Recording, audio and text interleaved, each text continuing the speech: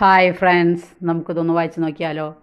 ജ്ഞാനികൾ ഈശോയെ കണ്ട് കുമ്പിട്ട് ആരാധിച്ചു. മത്തായിയുടെ സുവിശേഷം 2-ാം അധ്യായം 11-ാം തിരുവചനം. ലോകത്തിലെ ആദ്യത്തെ പരസ്യമായ യേശു ആരാധന.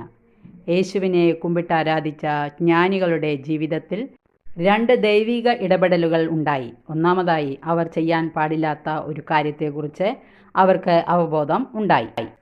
ഹെറോദേസിൻ്റെ അടുക്കിലേക്ക് മടങ്ങിപ്പോകരുത് എന്നതായിരുന്നു ആ നിർദ്ദേശം. ബത്ലഹേം നഗരത്തെ കുറിച്ച് വലിയ അറിവൊന്നുമില്ലാതിരുന്ന ജ്ഞാനികൾക്ക് നക്ഷത്രമായിരുന്നു വഴികാട്ടി. ആ നഗരത്തിലെ തെരുവീഥികൾ അവർക്ക് സുപരിചിതമല്ല.